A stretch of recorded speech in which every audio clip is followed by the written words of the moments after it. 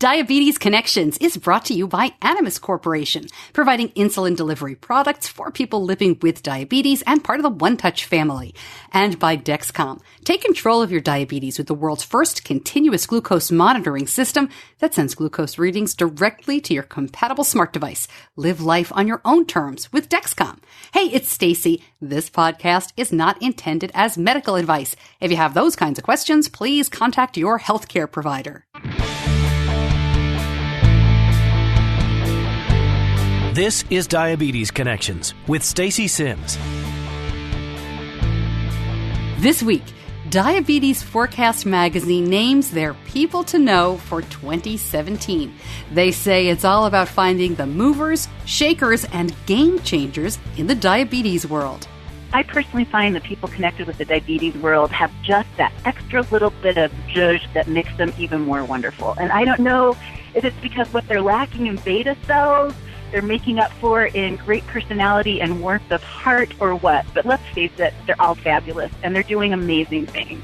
Diabetes Forecast Editor Kelly Rawlings shares how this special issue comes together. And she also talks a bit about having type 1 for more than 40 years and working in the diabetes field. Plus, when having diabetes feels like a big secret. We talked to Jonathan Shuffield, a talk show host, who kept his type 2 diagnosis to himself for a very long time. It was almost like a coming out process. It was a big secret that I needed everyone to know. You know, only my family, not even my close friends did I tell I was diabetic. Only my family knew, and even then, I didn't talk about it a lot. Jonathan will share what kept him from talking about his diagnosis and what helped him finally come out, as he says. I got to know Jonathan when he interviewed me for this issue of Diabetes Forecast. Yeah, I am on their list. How about that? It all starts now on Diabetes Connections. Welcome to another week of the show. I'm Stacey, and I'm really glad to have you along. We've been doing this since 2015, and here on Diabetes Connections, if you're new to the program, we aim to educate and inspire about type 1 diabetes by sharing stories of connections from celebrities and athletes and leaders in our community, as well as technology companies, healthcare companies, talking to everybody who is involved in the diabetes community, even if you're not on the cover of a magazine or, running marathons or going up mountains, just living with type 1 yourself or someone in your family.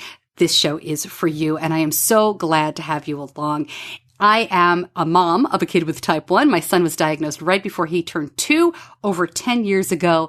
And I have always spent my career in broadcasting, local radio, and television news. And that's how this show came together. And we've been doing it for 2 years and well over 100 episodes now. So this show, this is going to be kind of awkward, I admit, talking about myself and being on this Diabetes Forecast People to Know list, which is, it's a huge honor. I mean, it's kind of overwhelming for me. But what I want to do here is bring you that information and inspiration as usual. And, you'll hear a different side of me because being interviewed is so weird for me. I think Jonathan Shuffield did a great job. Being on the other side of the microphone is not where I am comfortable. It's not my comfort zone. And he got me to talk about a lot of things that I don't usually share here. So I hope you enjoy that. Let me tell you about one of our sponsors, about Animas. And we started using an Animas insulin pump more than 10 years ago. It was 10 years in July when we started pumping with Animas, and I love their products. Customer service second to none, and Animas offers a choice of insulin pumps, so you can choose the pump that best suits each individual, and in our case, family's unique needs. I love working with Animas. I am thrilled they are on board with this podcast. Find out more about their products at diabetes-connections.com and click on the Animas, part of the One Touch family logo. This year, Benny, my son who's in 7th grade now, he decided to throw us a curveball, or maybe there's a better football analogy, because he decided to play football for the first time. He played flag football when he was a lot younger, but this is, tackle middle school football. And growing up in the North, I was not used to middle school sports, but now I live in Charlotte, North Carolina, and oh boy, are there middle school sports down here. And he decided that this was the year he was going to go out for football. So of course, whenever you're doing something new with diabetes, it's a learning curve. right? How high should he be going into practice? What does he need to eat? Is he going to drop overnight? So we're working all of that out. And he's the only type 1 kid at this school. This is a new school for him, although my older daughter, she's a junior in high school. She's been there for a couple of years. They have been incredibly accommodating. They're really on board for all of this. But, this is the only type 1 kid there. So it's only been a couple of weeks, 2 weeks, I think, at this point, and it's going really well. We're still learning. But I have to share a story about the third day of practice. So, of course, like any kid with diabetes, in addition to all the bags he has to have for football, and oh my gosh, do these kids have stuff, right?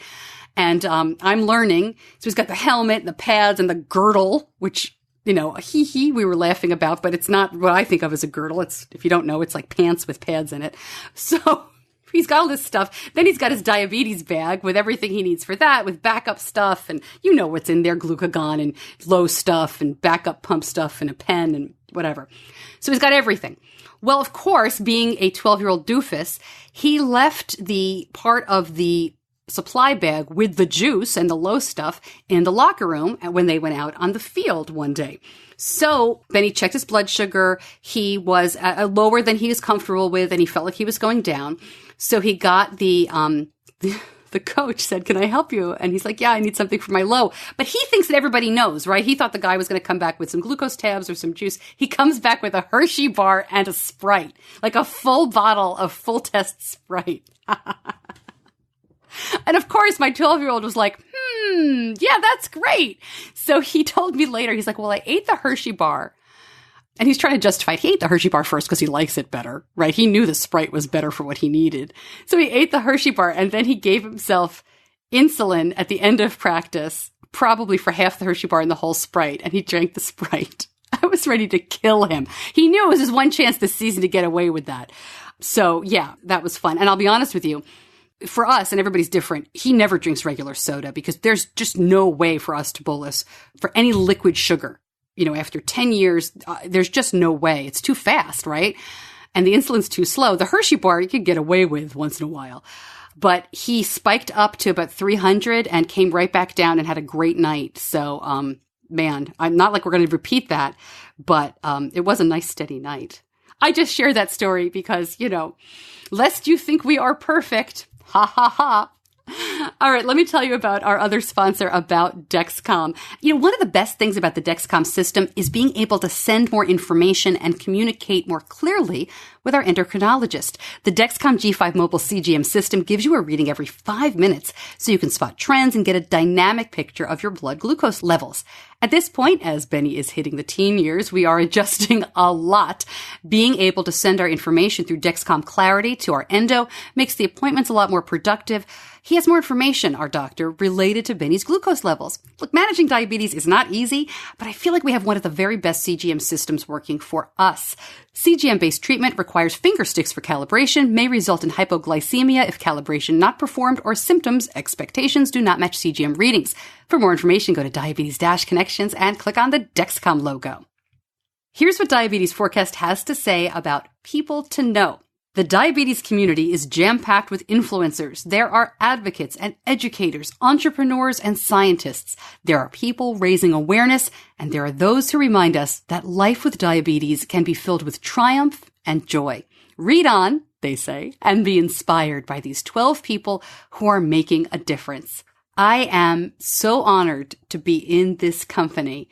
It is just, it's hard to describe, but we'll talk about it. You'll hear more about me as the show goes on. Well, right now, if you subscribe to Diabetes Forecast, you should have the issue in your hands. And as you'll hear Kelly say, the online version will show up right at the end of August, beginning of September. As they were putting the issue out, I was able to speak to editor Kelly Rawlings. Stacey, it's great to be on the show, and I'm really excited to talk about all the wonderful people affected by diabetes who are going to be in this issue coming out this week. It's our September-October issue, and the big feature story is People to Know. So what is People to Know all about? You've done this for a couple of years. Why do you do this, and what's the point of the People to Know? Well, There are so many amazing people connected with the diabetes world.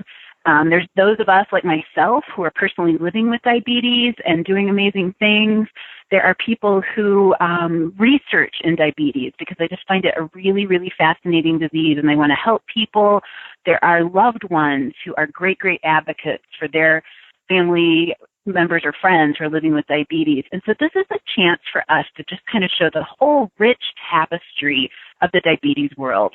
Those living with it, those who care for us, those who care about making a difference. So People to Know started several years ago, and what we did is look to another major publication, Time magazine, which some of your listeners may realize does the Time 100 every year. And it's always a really fun sort of drum roll to see which celebrities or well-known people are going to be on the cover. Sometimes they do multiple covers. But the gist of it that's really interesting to us is that they typically find people to profile who are kind of up-and-comers in their area of expertise. And then they have somebody who's maybe a little more established in that profession or in that area write about that person. And what's so wonderful about that whole interplay is that you get two people connected who may or may not know each other, but who care about some of the same things. And it's just amazing what comes out in those conversations. So as journalists at Diabetes Forecast magazine, we had always admired that editorial package. And we thought, hey, let's try it in the diabetes world. So that's what we did. And we set out selecting usually about a dozen people to profile, often up-and-comers, sometimes celebrities as well. And then we reached out to our contacts, and we do every year, to see what interesting juxtapositions we can come up with in terms of who does the interview and who writes the piece. It's so interesting because I've read the issue, for many years, and it's fun not only to see the person profiled, but then you get to read about the person who wrote that profile, as you said. How do you find that second person? So you reach out to your contacts. Is it people who've written columns for you in the past? Is it people you've met on social media? How do you find these people who do really good interviews? Well, all of the above. It's people that we may have featured before in, a single profile. It's somebody I met at a conference. It's somebody that has been involved in the diabetes world, and nobody at Diabetes Forecast has had contact with that person. So we reach out and find an email and just ask. And, Stacey, I think you found this as well in the diabetes world, but the diabetes world is really giving and really concerned and really wants to help people make connections, whether it's connections to proper information, to support groups, communities, to great conferences. And so we find that usually all we have to do is make contact and ask, and people tend to really get into the spirit of things. Now, I'll tell you a little insider scoop that is really fun. Oftentimes, we will help set up the interview, and typically they're by phone because we usually try to, pick people who might live half the U.S. away from each other or who are busy touring in a show or something like that. So the logistics are always a little challenging, but we help set up these phone interviews. And then usually we have an editor or a writer who listens in. And that's just to help, the conversation flow, to do some introductions, and frankly, to run a backup tape of the conversation. So what's really amazing, and this is the part that unfortunately we can't always share with our readers, but just to hear the back and forth dialogue between these two individuals, the things that may not end up in the finished piece, but that it's just a wonderful conversation. It's so fun. I mean, one of the people who's in this issue is the young actress Breck Bassinger, who is in Bella and the Bulldogs on Nickelodeon. We paired her with Austin Basis, a great, great actor. And you probably know Austin on Beauty and the Beast. Right. They got into this great conversation about, Brett's just, she's about 19. She's doing great with her show. She's kind of on her own for the first time in LA doing what she does. And so they started talking about recommendations for endocrinologists. Wow. And Austin was so generous and, gave her some information. And it's just, of course, that's not the kind of thing we're going to put in the story in the magazine, but just listening as these folks form these bonds is really, really wonderful. And so we get a lot of joy out of that at Diabetes Forecast to know that we helped connect people who maybe hadn't crossed paths before, but now they have. And what we hope happens from that is, at some point in time, maybe Austin's going to be headlining at a fundraiser for diabetes, and he needs to get some other people involved. he now has a way to reach out to Breck and say, hey, you want to join me for this great event? So we like to think that beyond the magazine, the people to know section, that these relationships are going to live on and in the end help people find connections and help people make the kind of difference we want to see in the diabetes world. You know, it's funny because I just ran an episode with Breck Basinger. She was at JDRF Children's Congress. So I got to meet her and talk to her. And I've got to talk to Austin now. That's great. She's just fantastic. Yeah. She's so enthusiastic, and she's really starting to get involved more with the diabetes community. Yeah. So that's fantastic. Can you tell us a little bit more about the people in this issue? And I'm dancing around this. I can't believe I'm in this issue. Thank you so much for featuring me. So I guess maybe that's I should get that out of the way because I'm kind of sweating here. I'm so nervous about it. Kelly, thank you so much for putting me in. I can't tell you how gratifying that is because I work hard on the podcast. I want to make sure that it does make a difference, but I'm doing it kind of alone in my house. So to know that it's making a difference and that it caught your attention means the world to me. So before we go any further, I really just want to say thank you for profiling me in this issue. Well, Stacey, we are so excited to profile you and your podcast in the issue, and you're being far too modest. You have done a wonderful job in the diabetes world to, like you say in your podcast name, to make those connections, to forge those bonds. And in a way, your podcast really kind of replicates what we hope, the whole people to know special section does. So we are delighted to feature you, and you should definitely bask in the publicity and the fact that this will connect people to the podcast who may not know about it. Wow. So who else is in the issue? Let's talk about some of the other big names or interesting names that you've profiled. Sure. Okay, so we have such a wonderful mix of people, and you can probably tell from the excitement in my voice, people are wonderful in and of themselves. I personally find that people connected with the diabetes world have just that extra little bit of zhuzh that makes them even more wonderful. And I don't know if it's because what they're lacking in beta cells, they're making up for in great personality and warmth of heart or what. But let's face it, they're all fabulous and they're doing amazing things. So who do we have?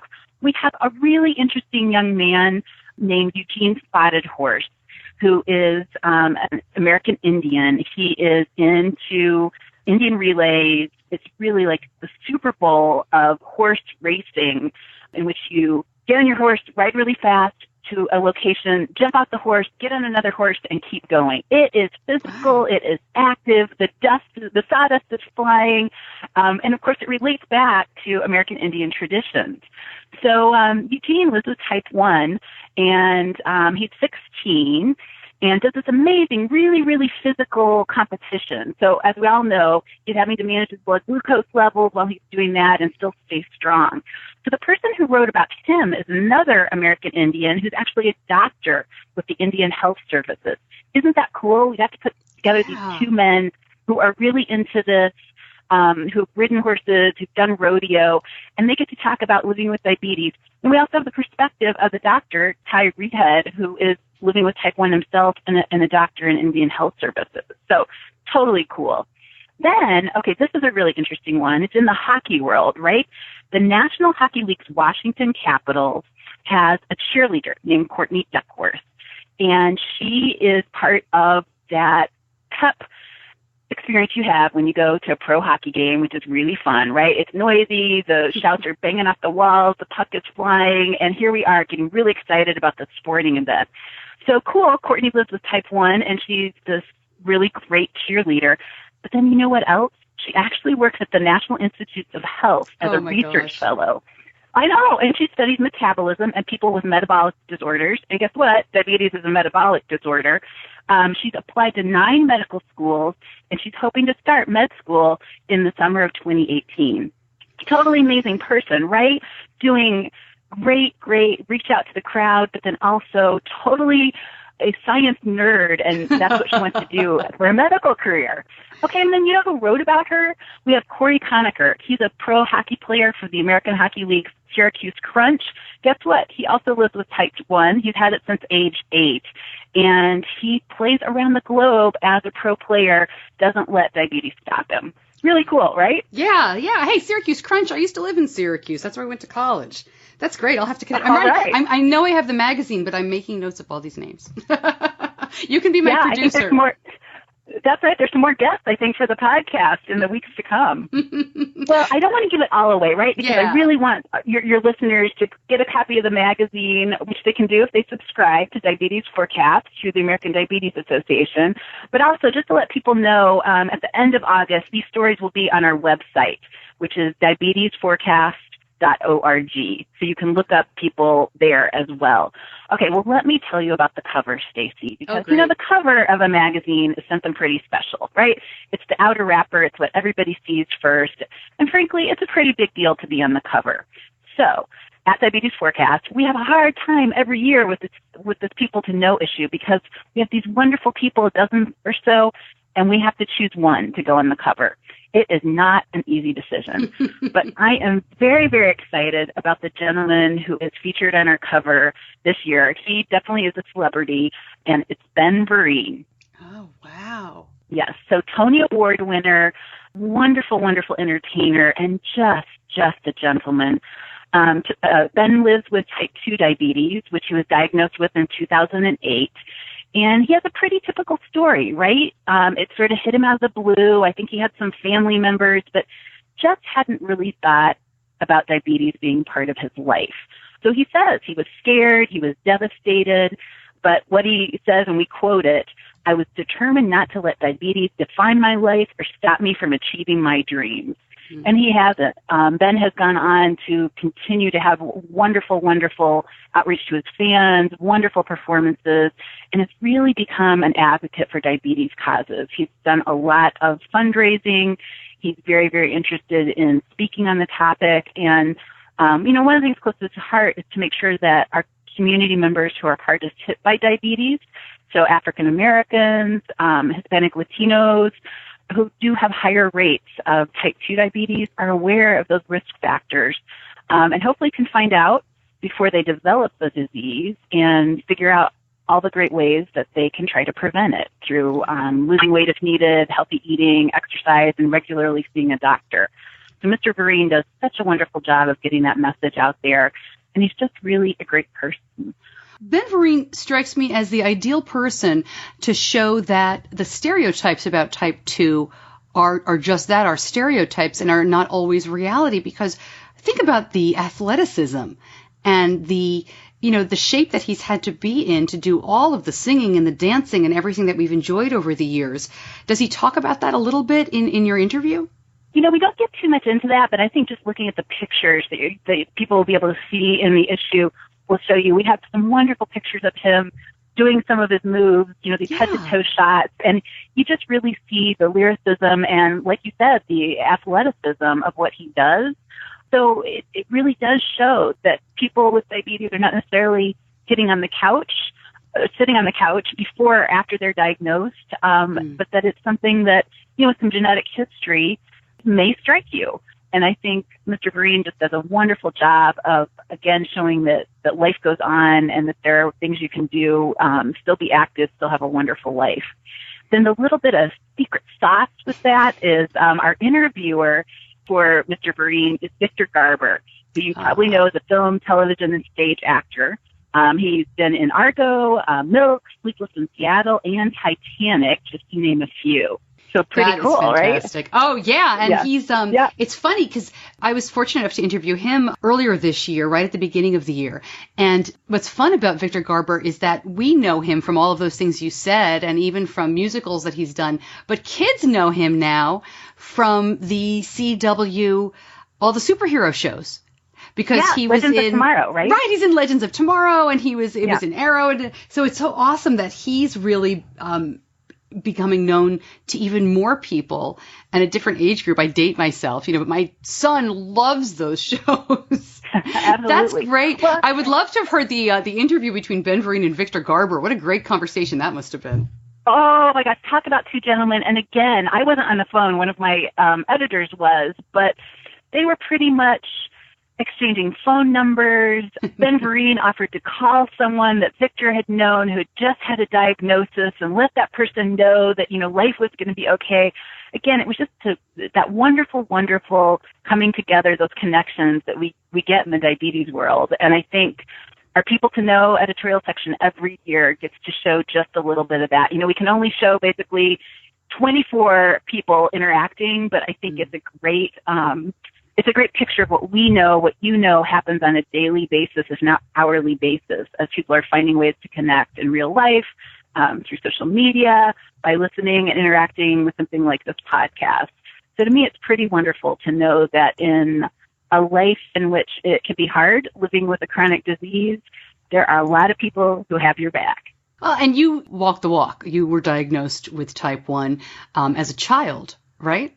Yes, and it's been really a long time ago, Stacey. Don't ask me to think back to 1973. Sometimes I'm still amazed today that, I've been doing this diabetes thing for 40 plus years. Wow, that is a long time. But, it's been a really great life. And I think my life became even more enriched when I actually started working in diabetes, working on a diabetes magazine. I want to ask you that because you've lived with diabetes for so long. Is it difficult to make it your career? I mean, I understand for a lot of people it's a passion to talk about it or to help other people, but you go to work, you come home, you don't get away from it. It sounds like you're really passionate about it and that it, as you say, enriches you. It doesn't sound like it's something that can become a grind. It's a great question. When I had the opportunity to become the editor of the first diabetes magazine I worked on, Diabetic Living, I did have some misgivings. I thought, can I worry about my own blood sugars at multiple times during the day and then write about that or edit those kinds of stories at my job? And, as a magazine editor, it's a lot of hours, right? It's a lot of work to produce the issues. Get to work with great people, get to speak to wonderful people like the People to Know profilees, but it's a lot of work. Well, I did have those misgivings, but I thought this is meaningful. This is a way I turn my journalism skills into something that really helps people when they're seeking information, when they're looking for support.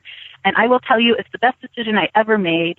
I've really, really enjoyed getting into the diabetes world and figuring out how to report on the hard science that can be a little tricky to explain, but I think that empowers people when we have a better understanding of what's going on in our bodies, how our medications react, even what, researchers are trying to do in terms of transplanting beta cells or helping people with obesity in terms of cardiometabolic surgery. It's just really fascinating. So I get to bounce from that, the stuff that really makes my head hurt a little bit as I try to figure it out, to something like these wonderful, wonderful interviews with real people with, a lot of human interest attributes tied to them. So it's been great for me. I've really enjoyed it. And I'll tell you, the secret is that even though I'm immersed in diabetes all the time on my job at the American Diabetes Association, where our magazine is published, and living with my own diabetes, what I found is that when my diabetes becomes our diabetes, because we're sharing stories, we're sharing support, the burden suddenly gets a lot lighter. There's a lot of hands carrying it. It's not just me anymore. And, you've talked about that on your podcast, that whole search for trying not to feel alone. That was one reason why you started to become an advocate in the diabetes world when your son was diagnosed. Does that ring a bell for you, Stacey, that whole we're not alone, this is just helping us?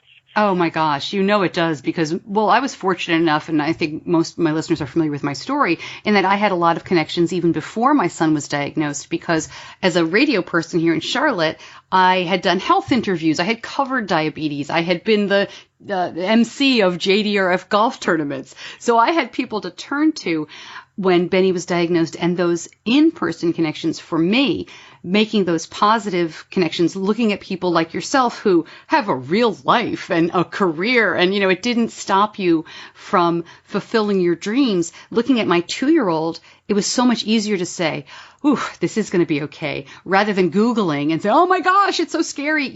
Knowing that that people had done it, it changed our experience in a way that I think has only been positive. So, yeah, I totally get it.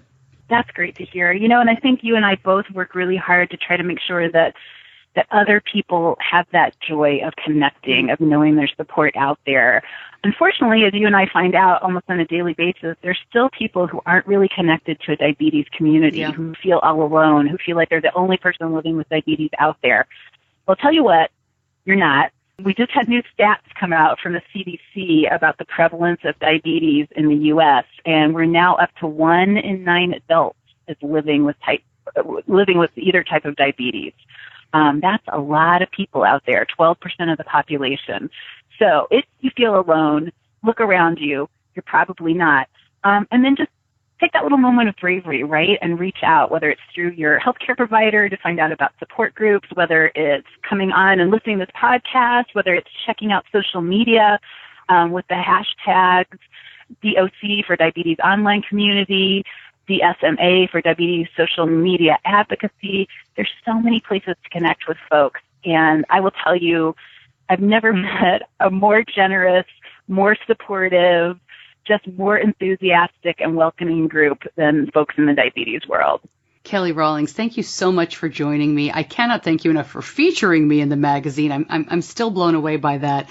I appreciate all you do, and I'm so excited to spread the word about the issue. Again, it'll be online a little bit later, as you said, at the end of August, so we'll link everything up at diabetes-connections.com. But thanks for speaking with me. Thanks so much, Stacey. And hey, I have a favor to ask you. I'm going to send you a copy of the magazine. Would you sign the page on which you're featured? Oh, my gosh. Of course. Yay. Thank you so much.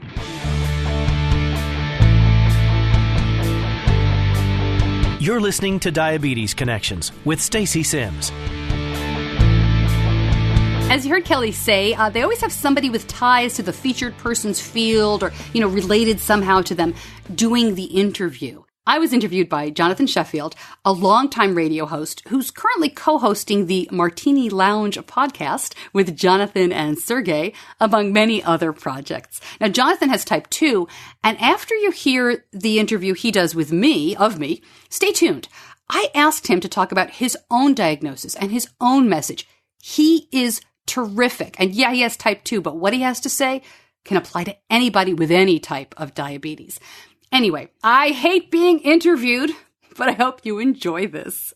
Right from the beginning, let's start with 40,000 people are diagnosed each year with type 1 diabetes. Mm-hmm. And someone very close to you is one of those people affected. Can you walk us down that path so many years ago? Oh, sure. Yeah, my son was diagnosed in December of 2006. It was just before he turned 2, a little less than a month before he turned 2. And we had been around type 1 diabetes just a little bit. I was a health reporter for TV and then for radio. Mm-hmm. And so I had covered, you know just a little bit about a lot of different things. Oh, sure. And I had covered type 1 diabetes and type 2 diabetes, and like many people got them mixed up. But we were very fortunate because at the time my radio station was the sponsor of the big celebrity fundraising golf tournament that the local JDRF chapter held every year here in Charlotte. So nice. I every year I would interview a family, we'd profile the family and talk to the kid and talk to JDRF staffers. So when Benny was diagnosed, I had several people that I could call up and say, help, what do I do? And also I knew that these kids were okay.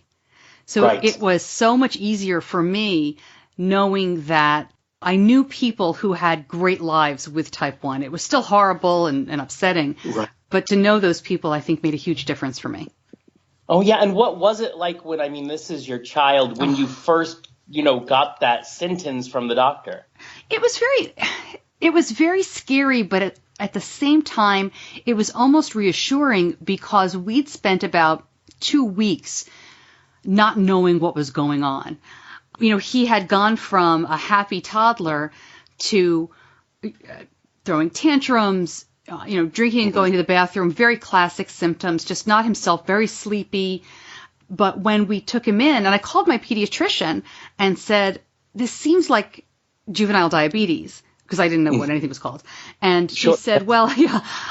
She said, I haven't ever seen anybody under the age of 2, but bring him in and we'll rule it out. So we brought him in, and of course, we didn't rule it out. And since then, this practice has seen younger kids. But at the time, he was the youngest they'd ever seen. And he's 12, and we still see the same pediatrician's office. And they all, when we come in, they still say, hey, you're that kid. But at the time... Well, you are probably, in researching you, one of the most proactive people on anything, really.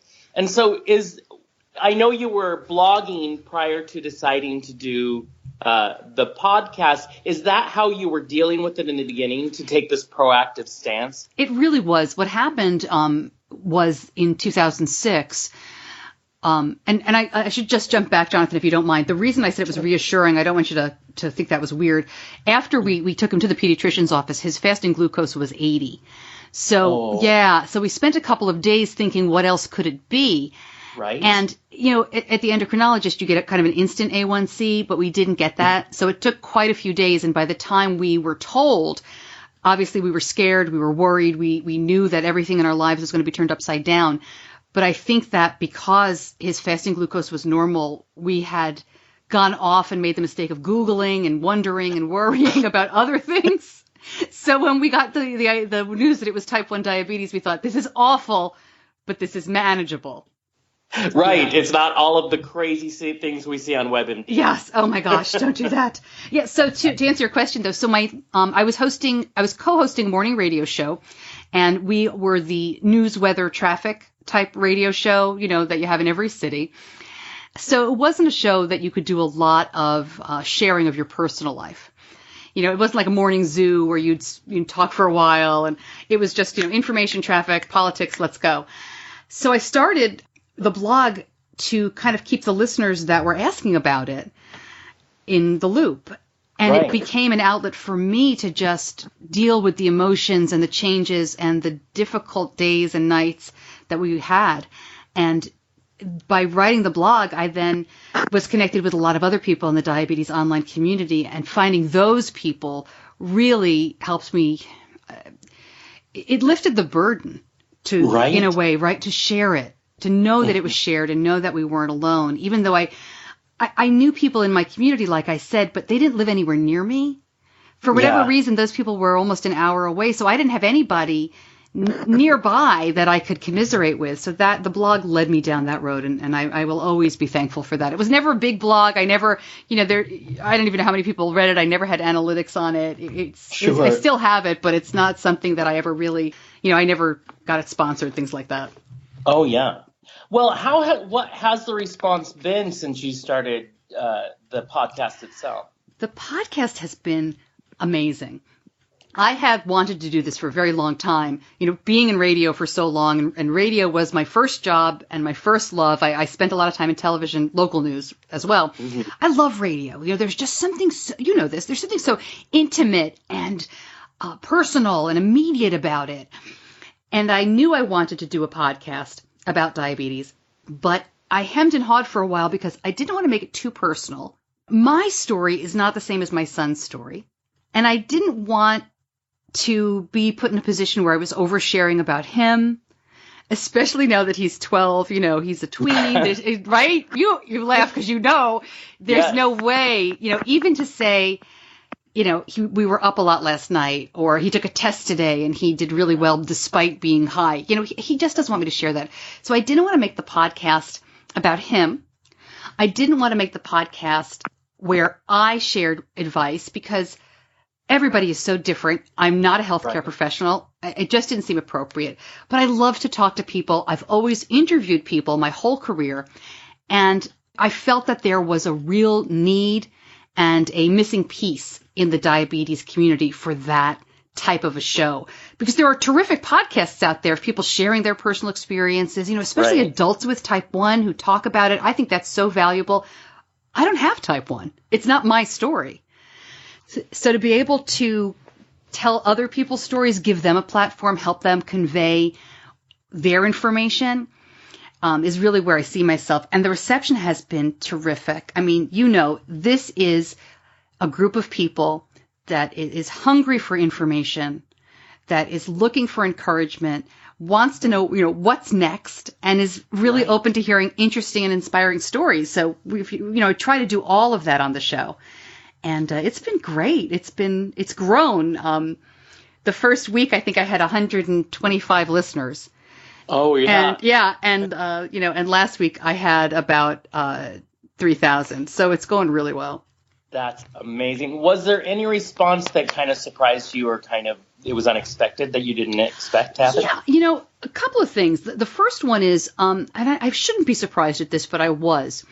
I have found that while celebrities and very high achievers, the people who go up Mount Everest or, that sort of thing, while celebrities and these high achievers, as I call them, are really fun to talk to, they're not the most popular shows.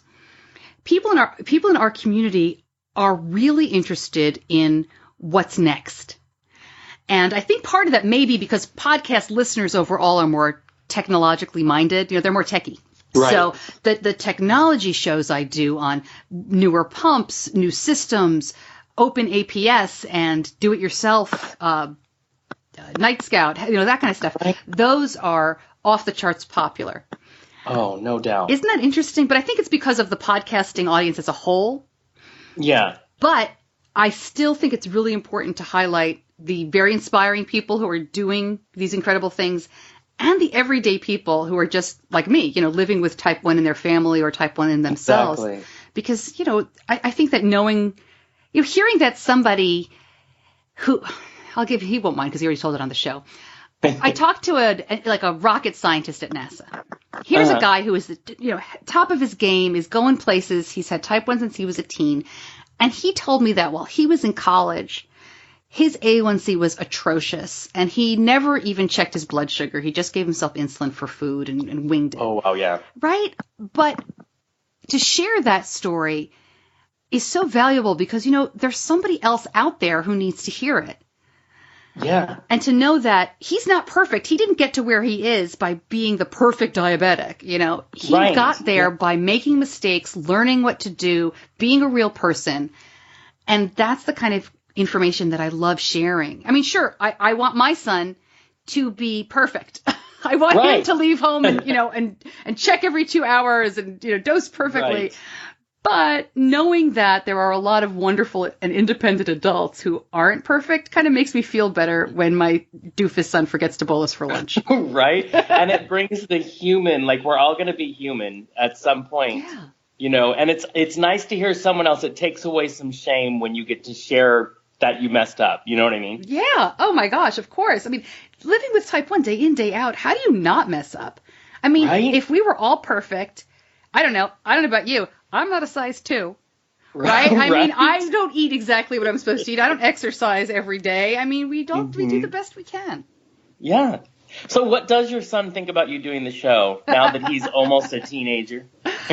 I think that he likes it. He enjoys messing with the equipment. He's always enjoyed that. Even when I was in radio, both of my kids liked coming to the studio and seeing what was going on. So that's always been fun. He keeps talking about having his own podcast. Nice. Which, wouldn't that be fun? But he's so busy. So we're going to try to figure out a way where maybe he can do some segments here or there. Because I think sharing his experiences would be great. Because they're not for me to share, but if he wants to, I think that would be a lot of fun. And I do have an older child, too. I have my daughter is 15. Oh, and, nice. Yeah, she's terrific. But she's just like, there is enough diabetes in this house. My husband has type 2, so she's like, I can't even believe that your business now and your job is basically podcasting about diabetes because that's enough of that. But she's great. She really is very supportive, but she laughs about it. That's great. So, you had mentioned earlier, especially in the early time of the diagnosis, what keeps you or what can you tell people that might help them? What keeps you motivated when the week is hard and the struggle is real? When that's just a rough week. Well, gosh, I can only answer it as a parent, right? Because I think if I had type 1, it might be different. You do what you need to do for your kids. But I think that knowing that what I like to tell people who are newly diagnosed or, asking about independence, because we give our son a lot of independence, is that my goal is always safe and happy, not perfect. You cannot aim for perfection with diabetes. I mean, you can try. Maybe you can aim for it, but you have to know that you're just not going to hit it.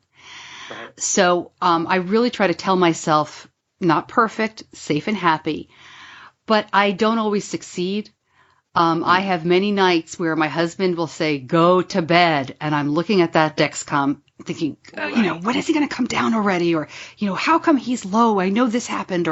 And it's so frustrating because I do feel every day that we can do better. And even after 10 years, I have that little voice inside me that says, you should do more and he, you can help him more.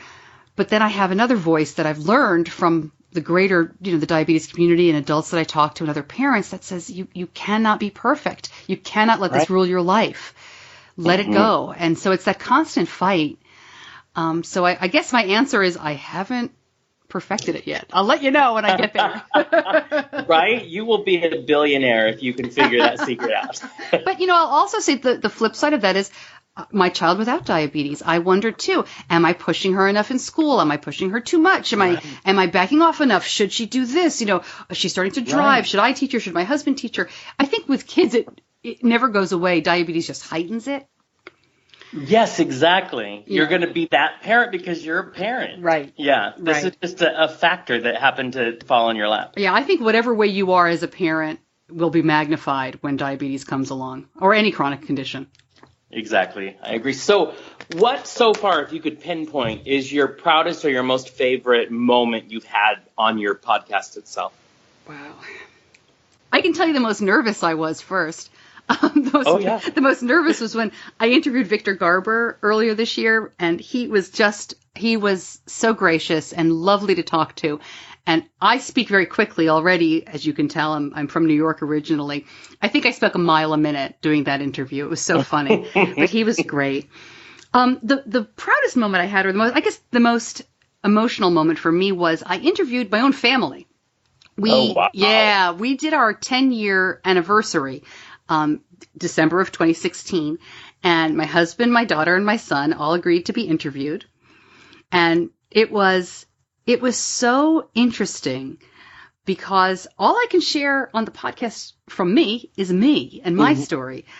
So to hear my husband talk about his memories of diagnosis and what he had to contribute, and to hear my son talk about his camp stories and his impressions of other people. He shared a lot about misunderstandings he's had throughout the years, things that adults have said to him, should you eat that? Or, he shared a lot of that. And it was very interesting to hear from his perspective. And then my daughter and I talked for a very long time about, she felt that he got more attention, and she was resentful of that when she was younger, and how she has come to accept it and really understand more about it was one of those things where I thought we'd kind of have a laugh and move on, and it turned out to be more than an hour conversation that was eye-opening for me. So I hope other people enjoyed it. It was a pretty well-received episode, but for me, it's something that I think I'll treasure always.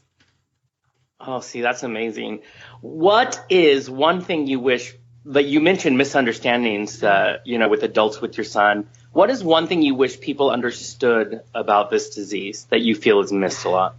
I wish that more people understood that, obviously the basics of type 1, but that it is different for everyone living with it. That expression, your diabetes may vary. I don't know if you know, the Bennett Dunlap coined that a long time ago, but it's been a difficult point sometimes to teach people. We've had situations where, like, there's 2 kids with type 1 on a baseball team, and we manage differently. There were 4 kids in our elementary school. We manage differently. What might be an alarming high to you is, hey, treat and go back to class to me. Right. I allow my son to go to non-diabetes summer camp for almost 4 weeks.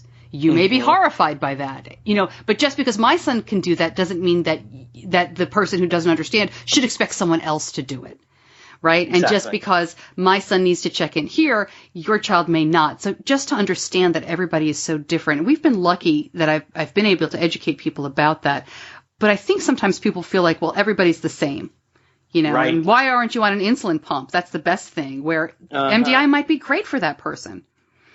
So I don't know if that was articulate, but that's right. No, that is beautiful. Even in my experience, I think that's exactly right. Yeah, I love that. Sure. Diabetes may vary. Yes, I didn't make that up, though. Don't credit to me. That's amazing. I know, right? No worries. So you are no stranger, I know, in doing the research, that you're an award-winning broadcaster. So being recognized for your exemplary work is not like something you're a stranger to. It's not surprising. But what does it mean when Diabetic Forecast magazine says you're one of the people to know? You caught me. How about this? when I found out, and right now, at a loss for words. And that so rarely happens. You know, I've always talked for a living, and I was at a loss for words. It is humbling because I'm very familiar with the people that have been honored in the past.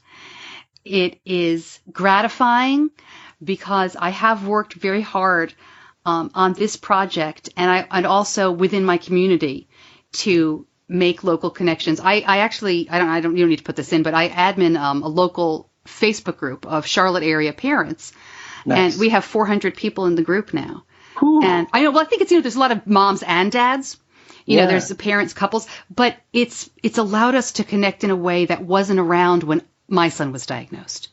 Right. And it's facilitated in-person meetups and great online discussions, and that means a lot to me too. So it's very gratifying because I've worked hard to make the podcast a resource, and something fun. It shouldn't be like going to school and learning about, there's wonderful healthcare professionals out there. And, I try to tell everybody, go talk to your healthcare professional or your diabetes educator. But it's a real validation of what I've been trying to do with the podcast. And it's just, I'm speechless. It was wonderful to hear. And it's nice because you're just going about what you are passionate about, and so it gets to be a nice surprise. Yeah. And I'm hoping it helps the podcast reach more people, because let's be honest, and you can quote me on this, let's be honest, a lot of people still don't know what a podcast is or how to find it. And I get that. That's on me. And something like this may help more people find the show, which in turn I hope will help more people learn about the guests and the stories that I highlight. Yeah, exactly. You mentioned something earlier when we were talking, and I kind of want to touch on it. On your website recently, you highlighted a suggestion from 2016 Diabetes Blog Week, and it was to have people share a part of themselves that is not all about this disease. Is it easy, do you think, to be defined by this? If you're affected so closely by it, is it easy to get lost in it? It really is. What a great question. It really is. I mean, going back to what my daughter says, like, oh my gosh, more diabetes. Right. But I'm, my son certainly is a lot more than diabetes. He's an athlete. He's an actor. He's a goofball. He's, right. He's a guy who loves dogs. He's a maniac. He's so silly. I mean, he's 12. But, and I'm someone who is more than diabetes. I love, I'm laughing. How much am I going to share with you? I play golf. I love to travel. I'm completely obsessed with A Song of Ice and Fire, which is the books on which Game of Thrones is based on. Nice. Yeah. My family has a pretty enduring love of all things Marvel. But we're considering moving over to DC. We like the looks of Wonder Woman, so we'll see how that goes. But yeah, we're really big into Marvel as a family, which is fun. And and I'm a mom. I drive a minivan. I schlep my kids everywhere all day long. I love that minivan, though. Do you ever have to remind yourself that it's not, and do you ever have to encourage your son not to get, too bogged down in it, to pay attention, but to have your life? Oh, no, I don't. Knock on wood. How lucky am I? I don't. He is, and I don't think it's anything we've done. He's a happy kid. He's got a lot of interests. I think because he was diagnosed so young and we were able to truly never let diabetes stop him. I mean, it slows him down. And there are times when he does have to do a lot more to get to where he wants to go. Sure. But no, he is good to go. And I don't think he would define himself first as a person with diabetes. I think that it would be interesting. I'm going to ask him, but I think that his first right now, he was in the first school plays this past year and he has loved that. So I think he would say actor first, athlete. Yeah. He wants to play, he's always played baseball and he's going to start football. He's always running around outside. He's just, gamer. I don't know if I'd really call him that, but he likes to play Minecraft. Yeah. And it sounds like mom's going to get really busy, though. Acting, sports. Yeah, and my older one is already the same. She's got her agenda coming up. So she's all, I mean, really, like at 3:00, I get in that van and it's like. For real. Oh. So One last, is there anything that you want to share that I have not touched base on that you'd like to add? Well, I think there are a lot of good resources in the diabetes community. I mean, even in just the 10 years that we've been involved, it seems like there are more outlets than ever. There are great news sources, there are blogs, there are conferences, and a podcast is just one more way to get information. You know, we all kind of learn and take in information differently. Some people like video, some people like to read. I love audio. So I would just say, you know, as you read the article that Jonathan's going to write, or however you can say this, is, you know, whatever speaks to you, search it out. You know, when you have diabetes, it can be extremely isolating. It can be scary, and it doesn't have to be. There's no reason to feel like you're alone. There's something out there that speaks to you. If it's my podcast, great. If it's somebody else's podcast, terrific. If it's, you know, the magazine, if it's the blogs, if it's a conference, if it's coffee with someone in your town, find a way to get that and just reach out, because help is there. Oh, that is a beautiful way to end it. Thank you. I love that. That's how I felt as well when I finally came out, as I would say. I am always amazed at how many people I meet with type 2 diabetes who share something like Jonathan's story. And I know that interview was supposed to be about me, and then he did take that interview and distill it and write the column, the essay that they included in Diabetes Forecast magazine. But I really wanted to include more of Jonathan's story because so many people hide diabetes. There is so much guilt and so much blame, especially about type 2. You know, I think a previous generation of people with type 1 may have felt the same way. There was a lot of discrimination. There is a lot of things that I think especially those of us who have children with type 1, cannot fathom, because we do have so much protection. And if somebody tries to take something away from our kid or limit them, we're right there saying, no, I have the law on my side. It wasn't always that way.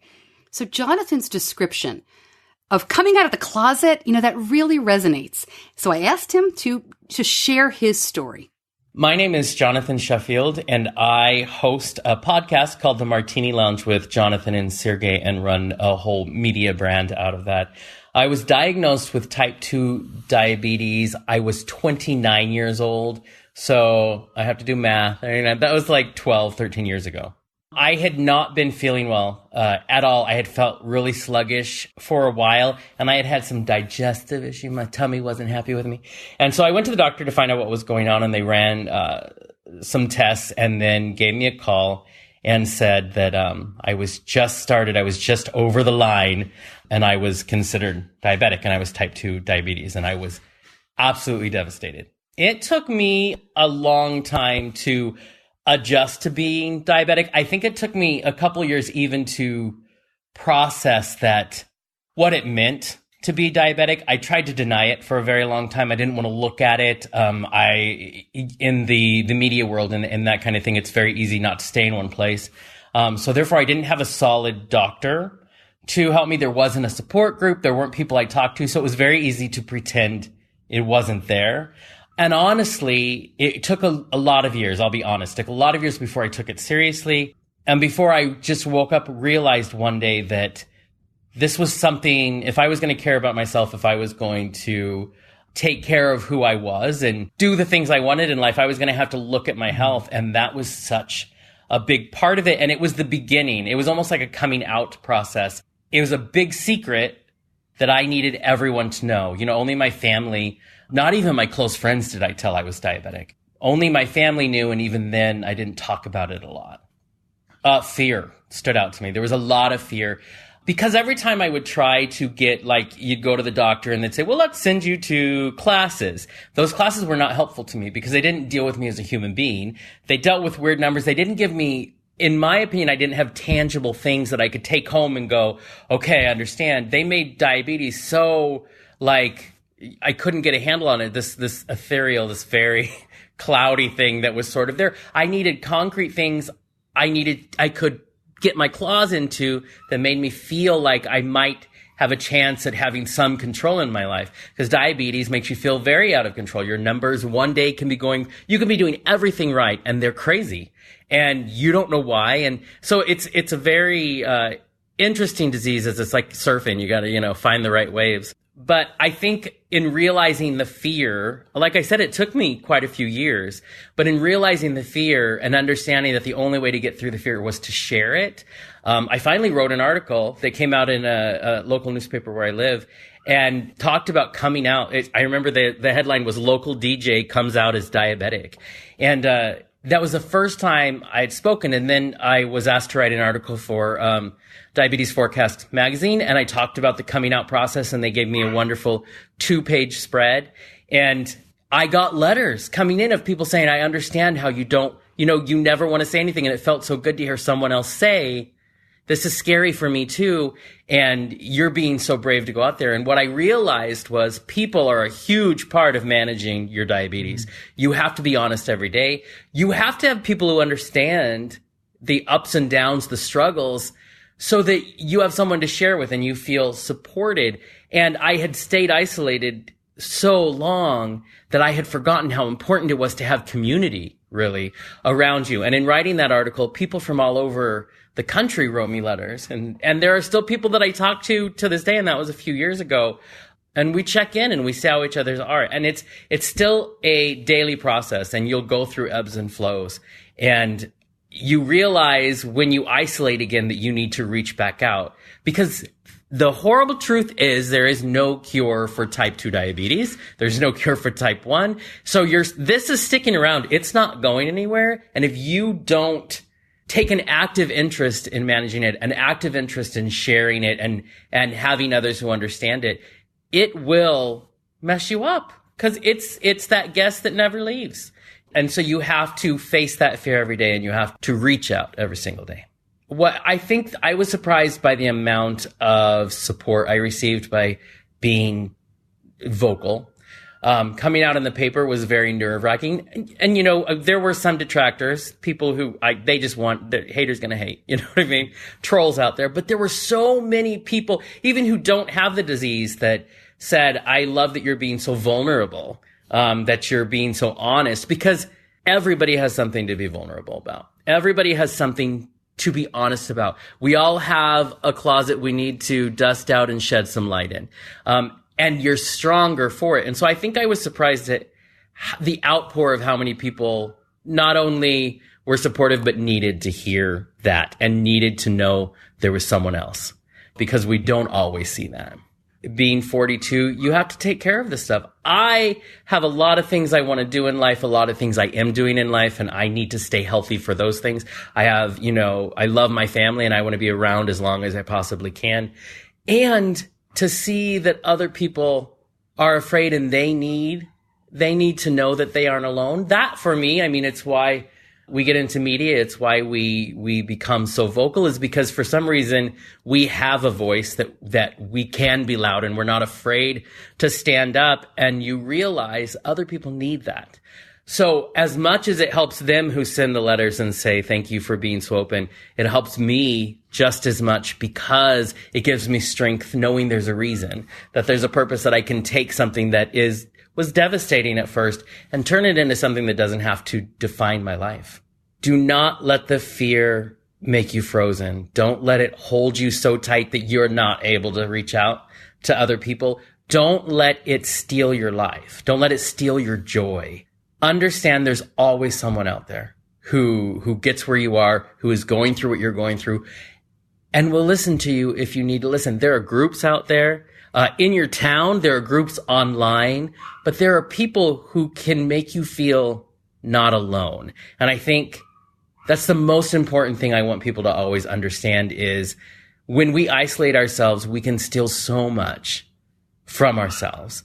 And you don't have to do that. You can enjoy all of life, but you have to be just brave enough to reach out to one person. And then that person, you can reach out to 2 people, but you have to start.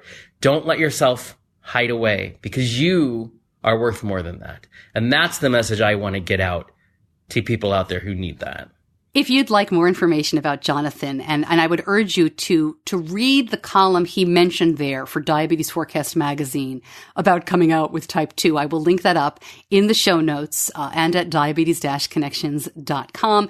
And of course, as every week, all the information, Diabetes Forecast, the link to me being featured in the magazine, anything that we talked about, I'm going to link up in the show notes and at diabetes-connections.com. If you're listening on social media, if you're listening on Facebook or on Twitter, I would really urge you to go to the homepage, go to the website to find out more about the episodes and to listen to other episodes, of course. But if you're listening in any podcast app, then you should see the show notes there. It should be pretty easy to get to. Sometimes you have to, like the little thing that says click here for more information, but you should pretty easily be able to find it. And please let me know if you cannot. Stacey at diabetes-connections.com or, Twitter, Facebook, easy to find. And I always recommend that if you're new to the show, the very best way to get this show delivered and make sure you have it easily every week is to just get the app. I have my own app for Apple and Android. So, wherever you get your apps, Diabetes Connections, piece of cake, click on that and it'll go to your phone automatically. And you can share from the app. You can text the show to anybody you want. It's a really cool and easy app, or the show's available on any podcast app as well. A huge thank you to Diabetes Forecast magazine for honoring me and honoring the show in such a public way. I truly hope it helps more people find the resources that we bring, that can hear more of the stories that we love talking about and sharing, and that it just helps somebody find the connection that they need. Also, a big thank you to my editor. I have been working with John Buchanan now for a couple of weeks, and I'm excited to add him to the Diabetes Connections team. John is incredible. He is at Audio Editing Solutions. If you need any editing services, he's a good guy, and I love to have him helping out. Very grateful for his services. So thanks, John, and welcome to the crew. Thank you so much for listening. I'm thrilled to have you with me week after week. And last week, I mentioned that we were going to have a bonus episode on insulin pricing and some protests that are coming up. This is going to happen later this week. There will be a bonus episode. So please make sure you're subscribed to the show on whatever podcast app you use, or that you get our app, or just look on social media for it. Keep an eye out because that should be out before the end of the week. This is an issue that affects all of us. And I'm excited about some of the things that are happening in our community. And I know I've heard from a lot of people who are very frustrated and want to do more. I think this episode is really going to help you figure out how to take action. We all can do something about this. Anyway, thank you so much for joining me for another week of the show. Your time is valuable, and I appreciate you spending some of it with me. I'm Stacey Simms, and I'll see you back here next week.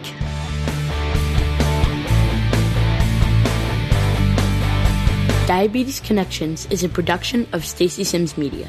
All rights reserved, all wrongs avenged.